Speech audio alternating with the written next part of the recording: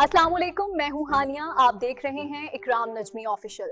پیش خدمت ہے آج کی خصوصی نیوز رپورٹ۔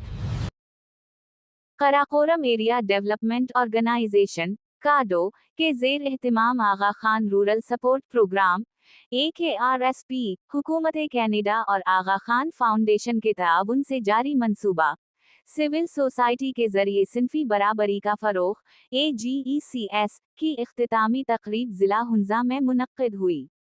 اس تقریب کا مقصد پروگرام کی تکمیل، سال بھر کی سرگرمیوں، حاصل شدہ اہداف اور صنفی برابری کے فروغ میں ہونے والی پیش رفت کو اجاگر کرنا تھا۔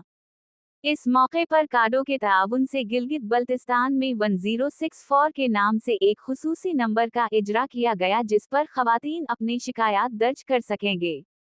تقریب میں inspector general police Gilgit Baltistan Afzal Mahmood Butt, chairman KADO Sultan Madad, assistant inspector general police Tahira Yasuf Uddin سمیت سول سوسائٹی کے نمائندوں، سماجی کارکنان، خواتین اور مختلف شراکت دار اداروں کے نمائندوں نے بڑی تعداد میں شرکت کی۔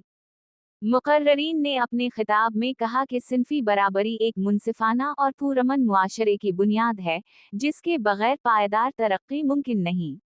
انہوں نے کہا کہ AGECS پروگرام کے ذریعے خواتین کو بااختیار بنانے، سول سوسائٹی کی صلاحیتوں میں اضافے اور کمیونٹی سطح پر شعور اجاگر کرنے میں نمایاں کامیابیاں حاصل کی گئیں۔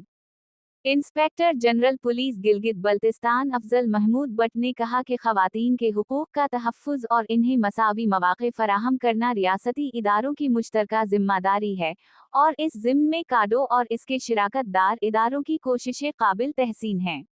چیئرمین کاڈو سلطان مدد نے پروگرام کی تفصیلات بیان کرتے ہوئے کہا کہ AGECS نے مقامی سطح پر خواتین کی شمولیت، قیادت اور فیصلہ سازی کے عمل کو مضبوط بنانے میں اہم کردار ادا کیا ہے۔